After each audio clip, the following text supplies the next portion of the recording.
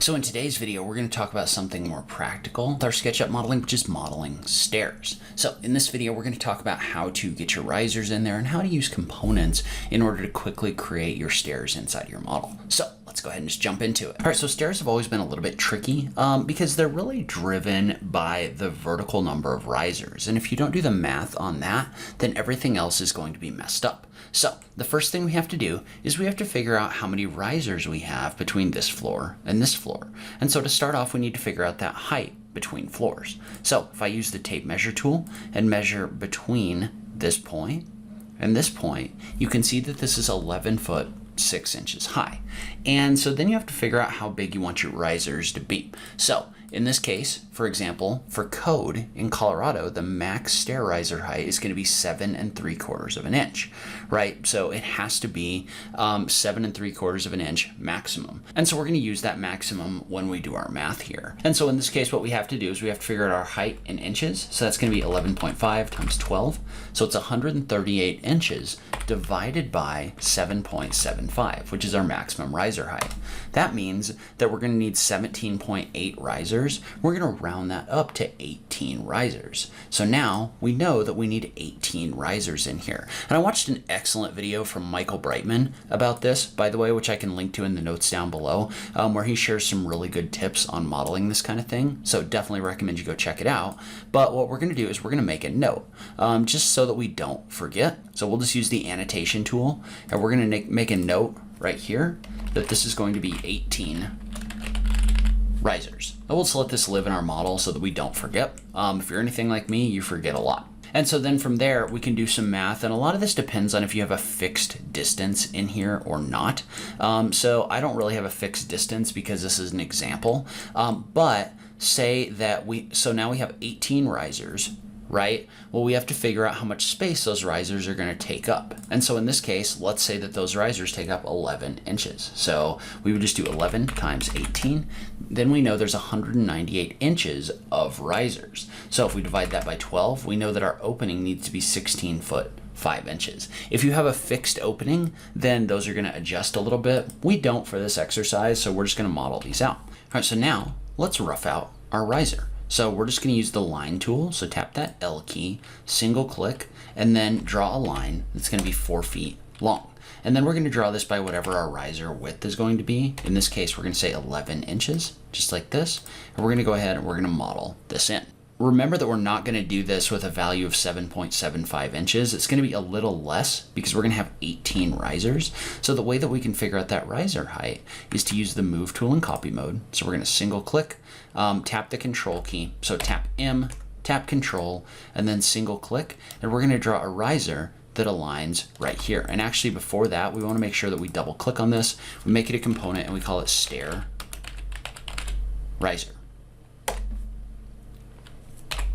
And so then I'm just going to use the move tool in copy mode. So M and then control or option if you're on a Mac. This is the same if you're on the desktop version as well. But what we want to do is we want to draw this riser to this point right here. So we're going to click, then we're going to type in divided by 18 and hit the enter key. Well, what that does is that gives us our vertical spacing in here. So instead of me having to go through and do the math on this, I can just use the tape measure tool to figure out that these risers are going to need to be 7 11/16 of an inch, which is less than 7 3/4. So now I know where those risers are going to go. Well, now I can just use the move tool in copy mode to create a copy right here, right? So we're going to create a copy right here, and then we're going to type in times and a value of 18, or maybe 17 in this case. Nope, it's going to be 18. So we've got our stairs going up like this now. So we can erase out these. These were just to figure out the spacing that was in here. So now we're good to go on our stair risers, right? Those are now in here, no problem. And because they're components, what we can do is we can come in here and we can actually use the push-pull tool in order to extrude them down. So I'm gonna extrude this down, maybe like, we'll go ahead and we'll call it 2 inches. For right now. So now we've got our individual steps in here. And so from there, there's a lot of different things you could do. Like for example, if you assume that these are going to have a nosing, you could build like a solid wall under here, or you could just leave it as is. So another thing you could do is you could also use components to build like a steel support along the inside. And so in this case, I think we're just going to draw a central tube, just because that'll be interesting for the stairs. And so this is another area where drawing these as components is really valuable. So, and the reason why it's valuable is because I can come in here and I can model that out in one stair. So, and I'm going to go in here and I'm going to select all of these, make it a group, just so things aren't merging in here. But let's say that I wanted to build like a steel plate that's based on the center right here. I can do that really easy. So I'm going to assume that this steel plate is going to be maybe like 4 inches by 4 inches. So I'm just going to draw this in here. So 4 inches this way, whoops, 2 inches this way, 4 inches this way. Well, notice how this plate is actually showing up on the other stairs as well, right? So we've got this plate in here. I'm going to go ahead and pull it a little bit just to give it some thickness. I'm gonna go ahead and I'm gonna group that again, so I don't have geometry merging in here. And so what I'm gonna do first is I'm gonna draw out my steel tube. And so the steel tube is just gonna be drawn as a part of each component. So I'm just gonna take this line right here. I'm gonna draw a line up to the midpoint of the next component, right? So we're just gonna find that midpoint like this. Well, again, notice how, because these are drawn as copies of a component, they're all showing up in that same location. Well, now what I want to do is I want to draw a line that's perpendicular to this. And so notice that SketchUp will do that inferencing for me. So just tap the L key, mouse over this edge, and then mouse this way. And you can type in a value of 4 inches and draw this out like this. And then I'm just going to pull it 2 inches this way and 2 inches this way.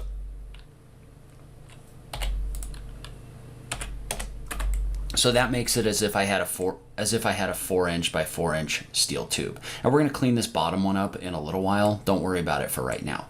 And one thing about this is it does look a little bit clunky because you've got these individual pieces in here. Well, what we can do with this is we can just use the erase tool and hold the shift key in order to hide those edges like this. So if you hold shift and hide the edges, and then click out of here, notice how it's just a nice smooth look. And then we need to not model in the support piece. So again, it doesn't really matter which one of these we draw. We just want, or we mess with, we just want to come in here and we just want to draw the support that's coming on the inside. So in this case, I'm going to assume that this is going to be maybe like 2 inches or something like that. Again, I haven't done like engineering on this or anything, but I'm going to draw a rectangle across this face, then tap the F key to offset it. And I'm going to offset it in by 1 inch. So that's going to offset it in by 1 inch in both directions. Well, then we can get as complex with this as we want. In this case, I'm actually going to use the protractor tool and just draw a guide in here. So you can find the protractor tool by clicking and holding and going down to this protractor function, or in the pro version, there's just a protractor tool in that large tool set. But then I'm going to tap the left arrow key to lock this, and I'm just going to figure out what 45 degrees is in here for this edge. And then I'm just going to draw a line down, and then I'm going to do the same thing over here. And I'm just going to manually draw this in. And again, this may not be exactly the way that they would do this, but it's going to be close enough for this exercise right here. And then on this back side, instead of drawing that protractor line again, because notice how it's not giving me that perpendicular or that 45 degrees, I'm just going to use the move tool in copy mode to create a copy of this edge. And then I'm just going to draw along it using it as a guide so that I have this surface right here. And again, notice how I'm just coming in here and I'm just basically filling in these blanks. And once you have this edge created, you can use the move tool in copy mode to copy this across right here. But again, notice how I'm just filling this in manually like this. So, and we may want to erase those guides because they're showing up in here and making this look kind of clunky. But notice how we now have this centrally supported stair right here. And so one thing that you might do is you might come in here and you might pick one of these risers, like this top one. If it needs to be like rounded off or something like that, I'm gonna right click on it and make it unique. Now note that that is going to break the link between that riser and the other risers in here. But then what I can do is I can just come in here and I can draw a line straight down like this to split this surface. I can pull this across in order to remove the material right there. Then we'll do the same thing on this bottom one. So we're going to take it, and I'm actually going to delete out this first riser on the ground, but I'm going to take this, I'm going to make this unique, double click in here, and we're going to pick a point, maybe like this midpoint right here. And again, we're just going to lop off that extra material using the push-pull tool. So now this terminates into our ground right here. And so real quick, let's talk about railings. And so railings are absolutely not my favorite, but what we want to do in this case with our railings is we want to go ahead and we want to start with the bottom and the top, right? I like to use the bottom and the top in order to generate our railing. And so depending on where you go, there's different requirements. We're going to say since this shall not be less than 34 inches and not more than 38 inches, we're just going to draw these as 36 inches. And again, we're going to use components in order to do this. And so what we want to do is we want to start by drawing our first railing. And so I'm going to say that this needs to be 1 inch off of this edge. So I'm going to use the tape measure tool in order to draw a line, maybe, yeah, we'll say 1 inch right here. Well, then we're going to find that central point and we're going to model the base of our railing. So again, I'm going to assume this is going to have maybe like a 2x2 base. So I'm going to draw a 1 inch line this way, a 2 inch line this way, a 2 inch line this way. And I'm basically going to close this in like this.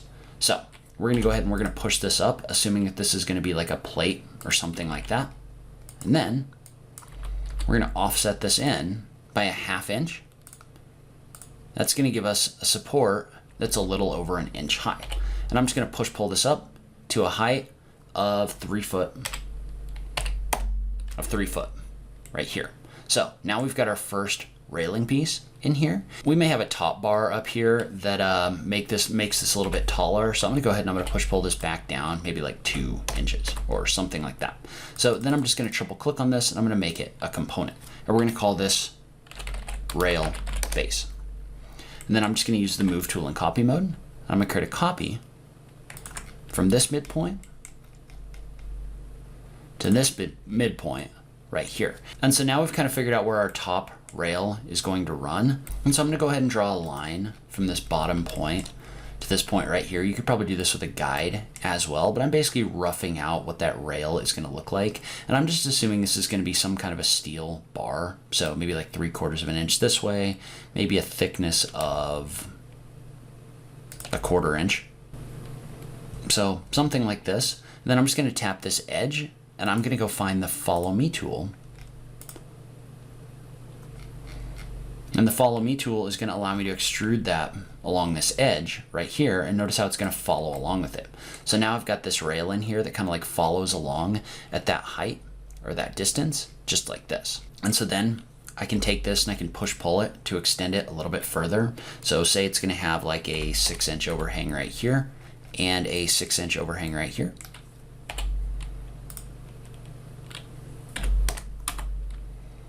And then if we want to, we can model a little support.